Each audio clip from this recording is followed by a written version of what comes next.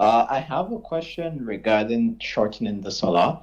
So I am a geologist, and due to my work, I travel 2 weeks to a camp that is maybe 400 kilometers from where I live, and then I spend 2 weeks there, and then I come back home for 1 week, and then that's how my schedule is. So I was wondering, while I am at camp, do I shorten my salah or do I not shorten my salah? The camp is fixed in one place or it moves from one place to the other?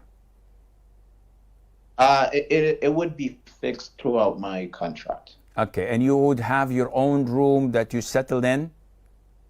Yes, I have a room that I share with someone, but I pray in.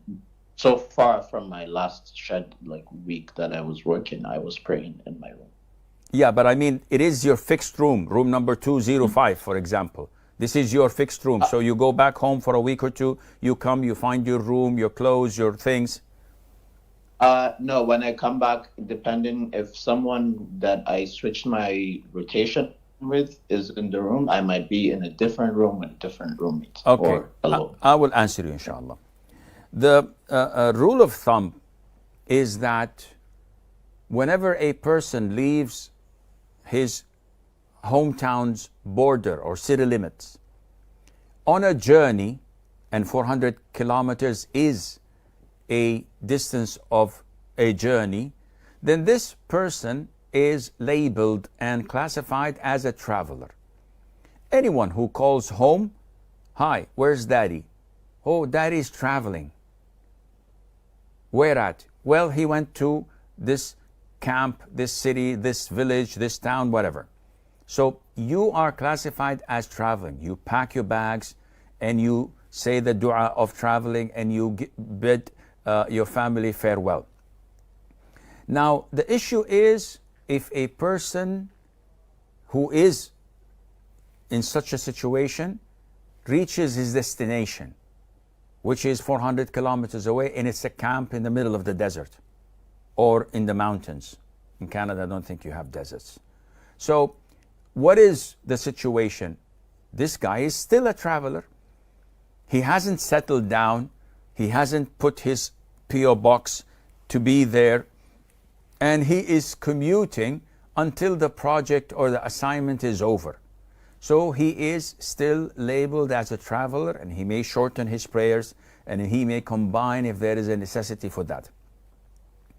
When is it that shortening prayer ends for him? The most authentic opinion is that he does not shorten once he settles.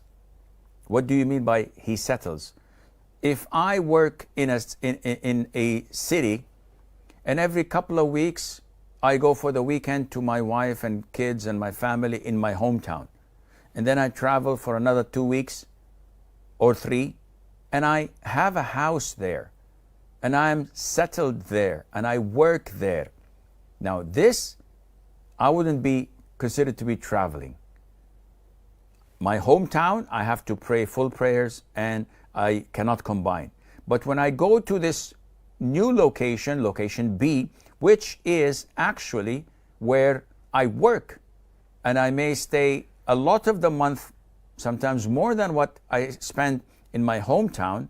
In this case, I'm also had settled in that B location, in the second location, which means that I can only shorten when I travel between these two cities or two locations. Once I reach my workplace, then I have to pray normal. Why? Because now I'm settled.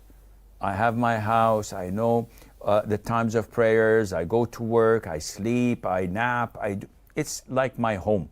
I'm settled. Unlike someone who goes to a camp, and the camp is in the desert, and he doesn't have a fixed place, and he moves from one room to the other depending on the need.